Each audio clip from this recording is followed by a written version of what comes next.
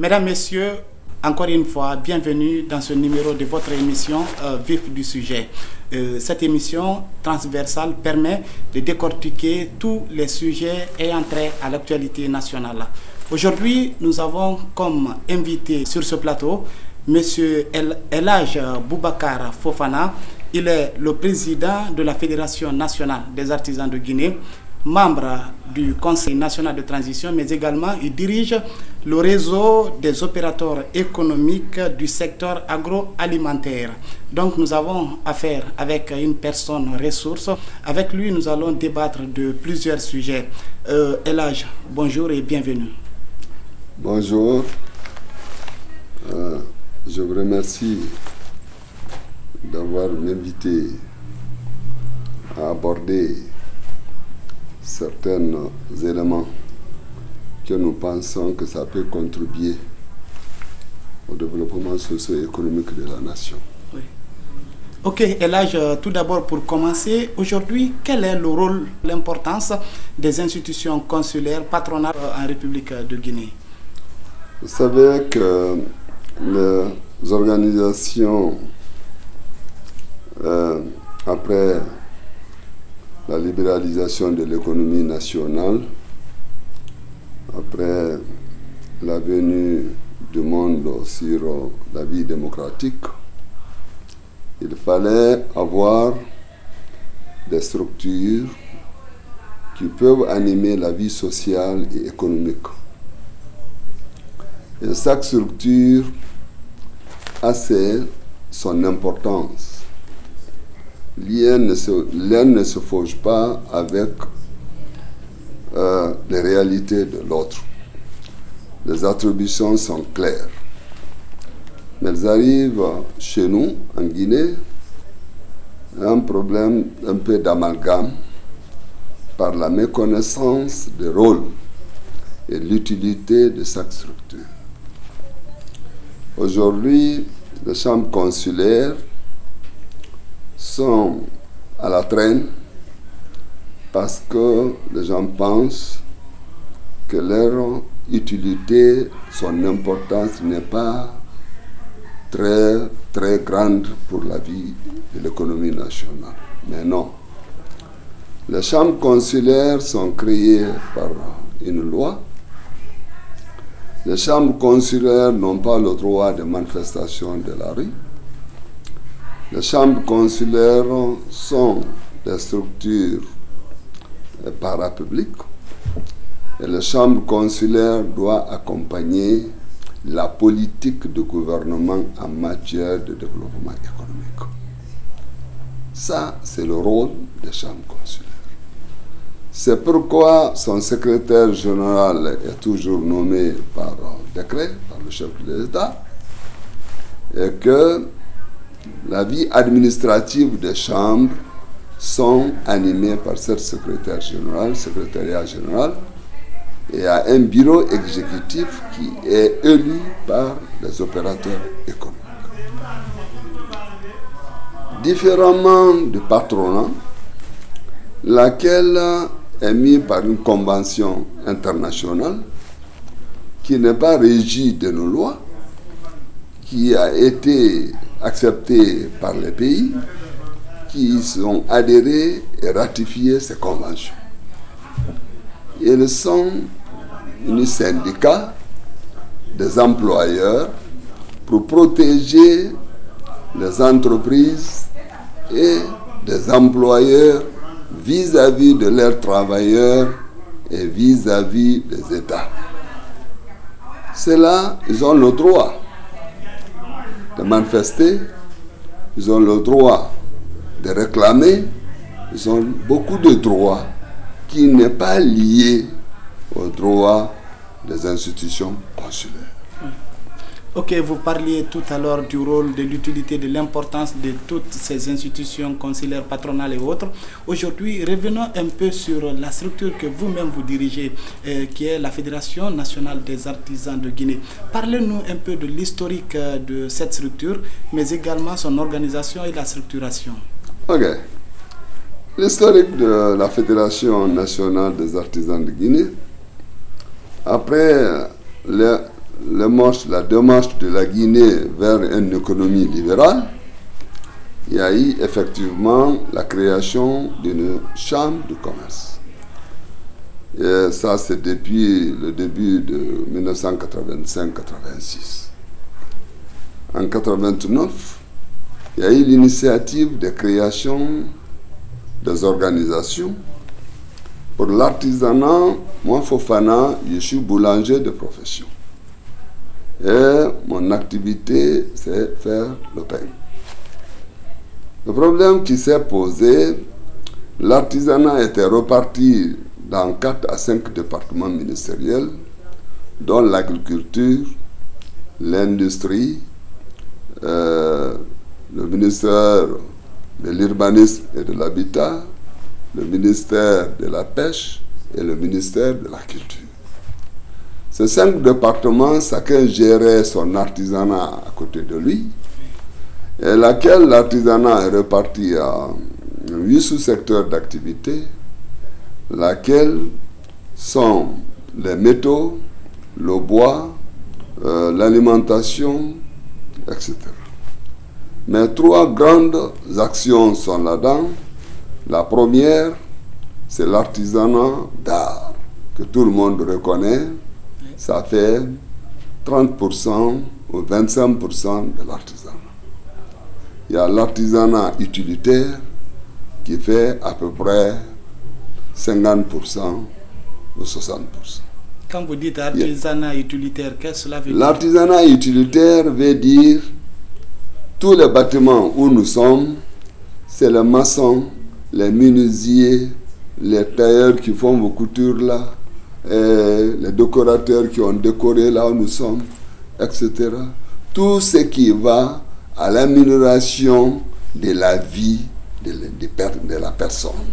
Et cela va dans les métiers de construction, les métiers de l'abénissement, les métiers d'ameublement, etc., etc. Maintenant, il y a l'artisanat de service, qui sont toutes les réparations aujourd'hui. Nous sommes beaucoup en retard au niveau des réparations. Aujourd'hui, tu importes un véhicule, nous prenons le parc automobile de Conakry, c'est les artisans qui réparent. Mais nous apprenons sur vos véhicules. Tu l'achètes à 50 000 $, tu amènes, tu as une petite panne, automatiquement tu fais appel à un petit mécanicien qui va venir, ou un grand mécanicien qui va venir. Si sa formation ne tient pas, ta voiture est tombée à ruine. Donc, c'est ça, le service. Il y a beaucoup de services. Donc, nous sommes 93 corps de métier. Donc, c'est pourquoi l'artisanat est subdivisé en 3 grands axes. L'artisanat d'art, l'artisanat utilitaire et l'artisanat service. Voilà, vous parlez de toutes ces catégories d'artisans. Est-ce qu'aujourd'hui, quel est le rapport entre ces artisans, la FENAG, mais aussi les autorités administratives et politiques? Vous voyez, nous avons beaucoup de relations. Aujourd'hui, nous avons des relations avec notre propre département. D'abord, c'est le ministère du Tourisme, de l'Hôtellerie et de l'Artisanat, qui a pu faire un texte. Dans le code de l'artisanat, il y a une loi qui réglemente l'artisanat guinéen. Dans cette loi, nous avons 93 corps de métier. Donc nous avons une relation étroite avec notre département. La deuxième, c'est le ministère de l'Agriculture.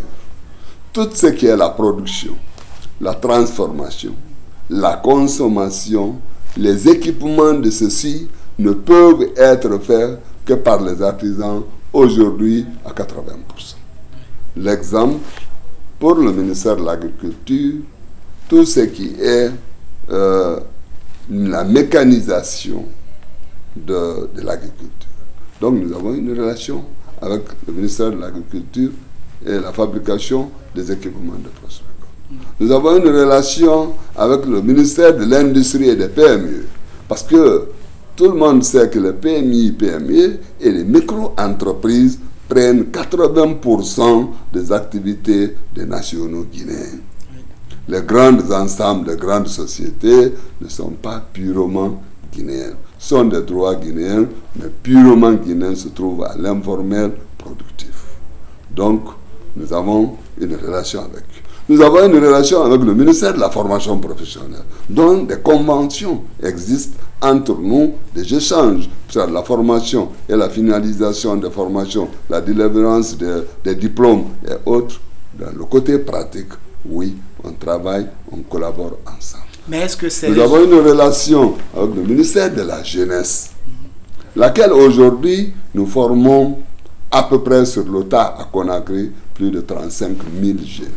Donc nous avons plus de monde que, en tout cas, le gouvernement dans sa politique réelle de la formation professionnelle. Voilà, est-ce que ces différentes relations ont permis aujourd'hui à la FENAC de poser des actes concrets sur le terrain? On peut appeler autrement les résultats probants. Oui, bon, nous pouvons dire oui. Ça nous permet, parce que ce lobby qui a été mouvementé de 1989 jusqu'à nos jours et carrément restructuré en 2004, a permis à la Fédération nationale d'être à toutes les instances nationales, d'être reconnue par toutes les institutions de l'État, d'être approché à peu près à toutes les questions du secteur informel productif. Et obtenir le plus grand important, c'est la volonté politique.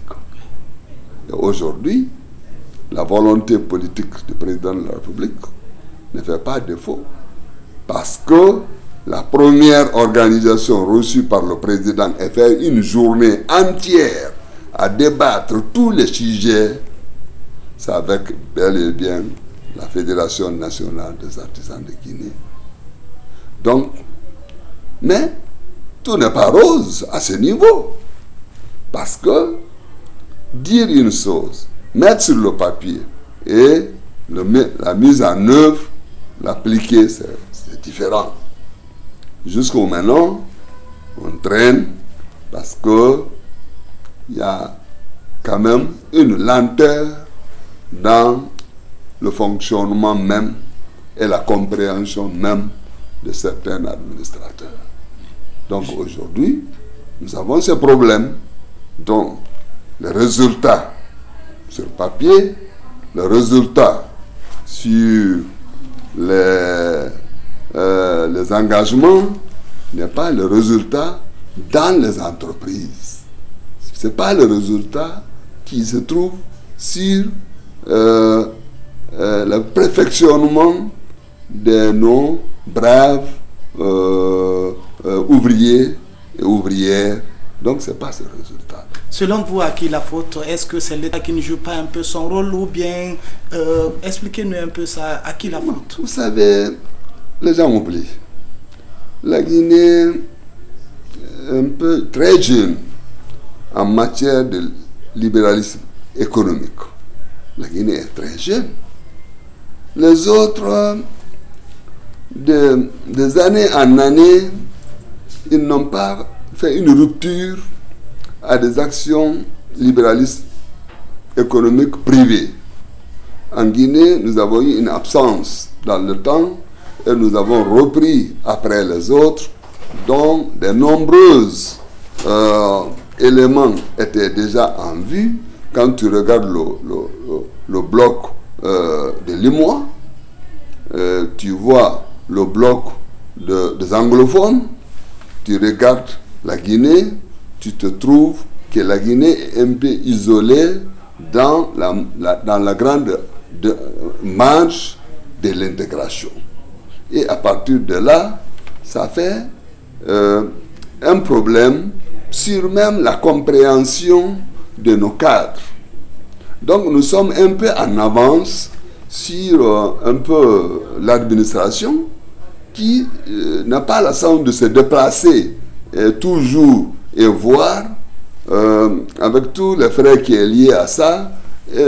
L'acteur privé se déplace, il se mouve et il voit, il s'adapte. Donc la faute, on ne peut pas appeler faute complètement, mais ce que d'abord nos gouvernements doivent beaucoup écouter, doivent prendre en compte encore la vie des acteurs économiques, doit analyser cette pratique par rapport à toutes les théories écrites dans le texte. Il faut revoir, il faut refondre les choses, il faut bien voir pour pouvoir maintenant connaître à qui la faute. Est-ce qu'aujourd'hui on peut dire que les artisans guinéens sont laissés pour compte? Bon, oui et non. Non. D'abord oui. Oui, parce que nous avons élaboré tant de documents. Nous avons voyagé. Les partenaires nous ont accompagné, le BIT, etc., l'ONUDI. Tout le monde en parle. L'État même en parle. Mais tout le monde en parle. Mais les faits sur le terrain, l'accompagnement, après cette formation, ce monde des jeunes, mais il faut les outiller. Quand tu formes quelqu'un, tu le laisses pour compte. Donc, nous allons dire que depuis 2010, on a procédé à ce programme de Prague, de programme de 5 ans. On a élaboré, avec l'avis effectif du gouvernement, la volonté politique du président. Ça a été remis. Ça fait 156 milliards pour 300 000 artisans. Parce que quand on parle de l'artisanat, il faut que les gens comprennent. C'est un poumon de secteur informel productif qui peut améliorer les conditions de vie de la population. Quand il y a même 100 000 familles aisées aujourd'hui, ça peut faire quelque chose. Donc, mais ces textes-là, ces documents, ces programmes, ces projets, c'est un petit début d'exécution qui existe aujourd'hui. Et non? Bon, le reste, on attend. Mais nous pensons qu'en dehors du problème artisanal, la solution de l'emploi, la solution de la jeunesse, la solution est là. Mais il faut qu'ils acceptent qu'on partage. Il faut qu'on déplace les débats, qu'on enlève tout le débat. Regardez, la fonction publique a à peu près 100 000 travailleurs. L'artisanat a 300 000 d'auto-emploi. Donc, si nous améliorons les conditions de vie de ces gens-là, l'accessibilité de ces gens-là dans les services, dans les marchés, on améliore leur façon de travail, on les accompagne, c'est la Guinée qui bouge, c'est les taxes qui rentrent, c'est les impôts qui sont améliorés, c'est les importations qui sont réduites, c'est la balance commerciale de la Guinée dépendant de l'extérieur qui se réduit, et c'est la valeur de l'argent, de monnaie guinéen qui se renforce. Donc nous pensons que ce n'est pas un problème de l'artisanat. Nous pensons que c'est un problème entier. Et nous pensons qu'il faut l'analyser. Voilà, aujourd'hui, vous êtes une structure qui coordonne tout ça. Est-ce qu'aujourd'hui, vous avez des perspectives? Quelles sont les perspectives aujourd'hui de la FENAG? Oui, nous avons des perspectives. Parce que, avant d'arriver aux perspectives, il faut nous parler de la formation emploi. Oui. Cette formation, il faut que l'engagement des parents, l'engagement des maîtres et l'engagement de l'État soit clair. Il y a un vide. Oui. À ma connaissance, il y a un vide à ce niveau pour orienter l'enfant. L'enfant qui perd le bac, c'est lui qui va là-bas. Qui perd le sixième, c'est lui qui va. Qui n'est pas allé à l'école, c'est lui qui va. Oui. Au moment où nous sommes sûrs, nous qui sommes du métier, que le revenu du métier est un peu plus important que beaucoup de salaires mensuels que nous voyons légalement dans la main d'un cadre. Oui. Nous disons aux pères et aux mères des enfants, et à l'État, et aux maîtres que nous sommes, on n'a pas les moyens, c'est avec 10 noix de cola qu'on prend un enfant, oui, que de réfléchir sur ça. Et dès que cela est fait, les main-d'œuvre seront qualifiées.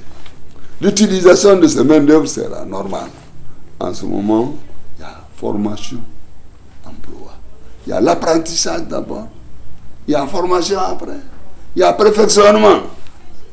Je suis de la CAO, de la Confédération des artisans de l'Afrique de l'Ouest, moi. Oui. Et chargé de la formation de l'espace CEDEAO, vice-président chargé de la formation de CEDEAO. Donc ce que j'ai dit par rapport à la formation emploi, j'en connais.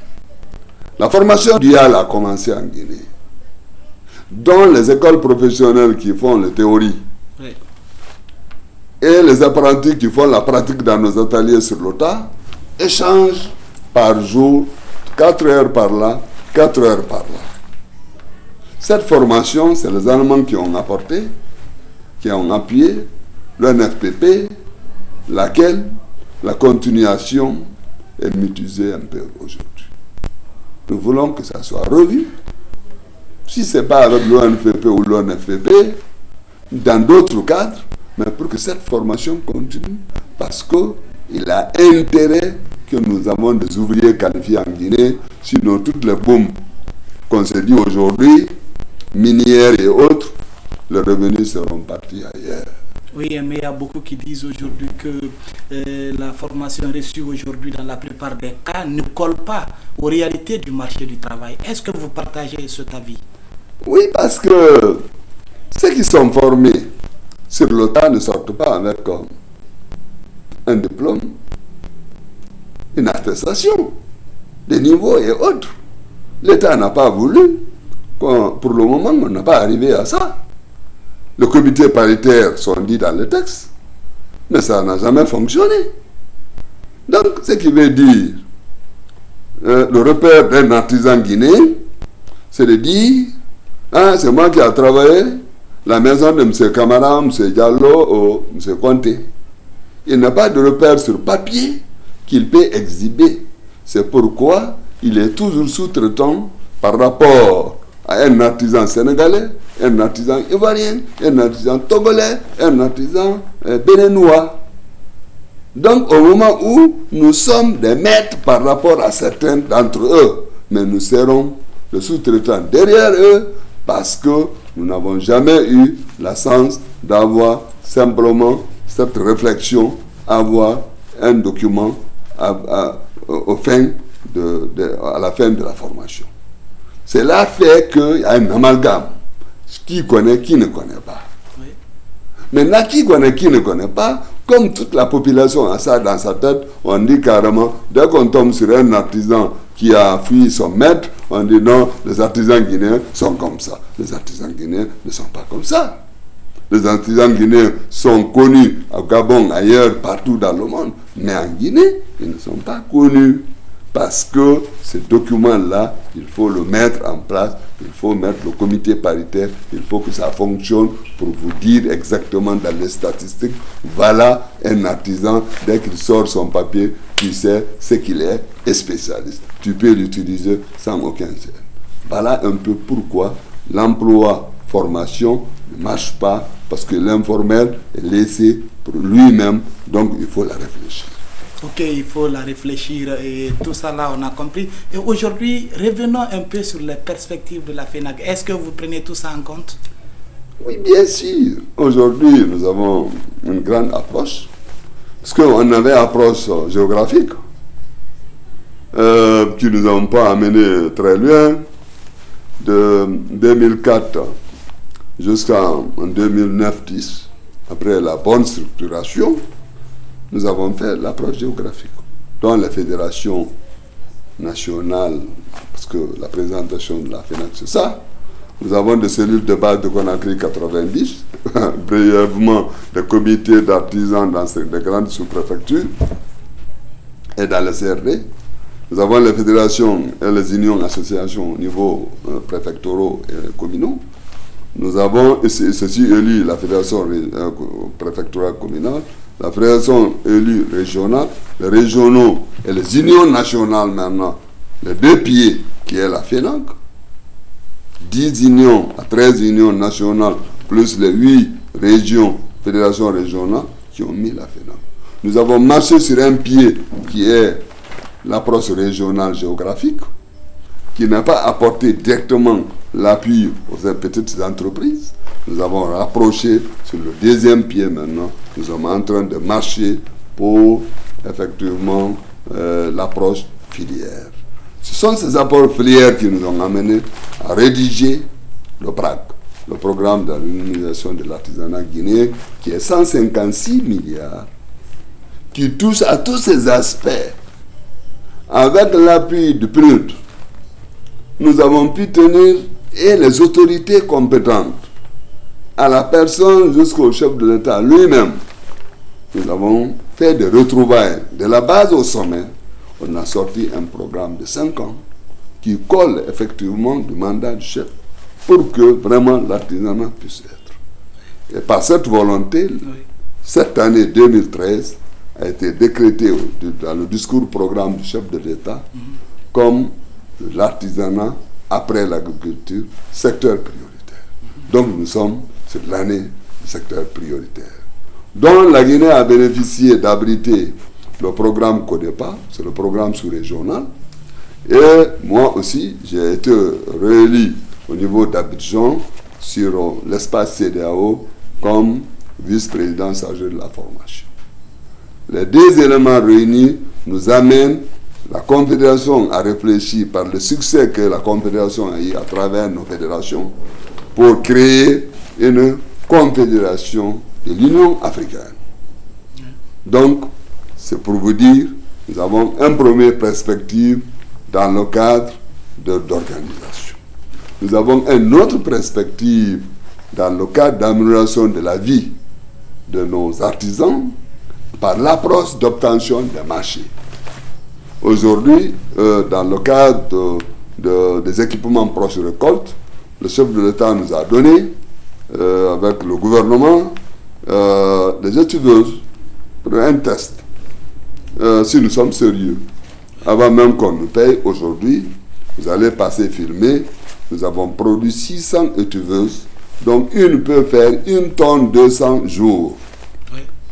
En dehors de nos petits marmites d'étivage de riz avec des grains jaunes, rouges ou blancs, donc nous avons mis à point un équipement qui peut réellement nous donner, comment dirais-je, avec le vapeur, peut nous donner le riz étivé, très blanchi, normal, à bout de 1,5 tonne, donc 100 kg, 120 kg par étivage, par contre 20 kg avant par étivage.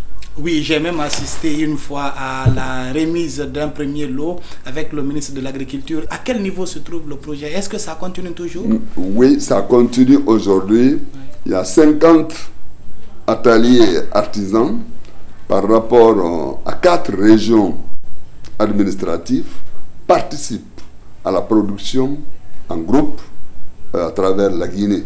Donc aujourd'hui, sur la quantité de riz produit plus d'1 million de tonnes, la Guinée peut réellement aider les femmes pour pouvoir accompagner l'étivage, et les mêmes étiveuses peuvent faire le séchage du poisson, le séchage du mangue, etc., etc. Donc, il a double fonction ce qui a été fabriqué. Donc il suffit juste de les encadrer. Mais nous faisons beaucoup d'autres. Présentement, les échantillons, c'est les arrosoirs, c'est les batteuses, c'est les décortiqueuses. Tout est fabriqué par nos artisans guinéens. Donc, c'est l'une des perspectives. L'autre perspective, c'est l'amélioration de la qualité du pain à Conakry. Ça, c'est l'actif de la fédération. L'objectif, c'est de la continuer. Depuis 2006, ce programme a été lancé. Et aujourd'hui, ça fait vraiment de route d'amélioration des fours et tout sur la qualité du pain et l'hygiène du pain. Ok, est-ce qu'à l'avenir, le poids du pain aussi va compter? Oui, vous savez, l'aliment sain par rapport au poids ne dépend pas toujours aux artisans, parce que l'un côté ne dépend pas de ça, c'est la production de la farine, le prix de la farine et l'importation de la farine. La matière première, ce que cela va donner comme coût, c'est là l'artisan, ce qu'il peut faire le prix qu'il a eu, il travaille bien et il présente. Mais aujourd'hui, les prix sont stables.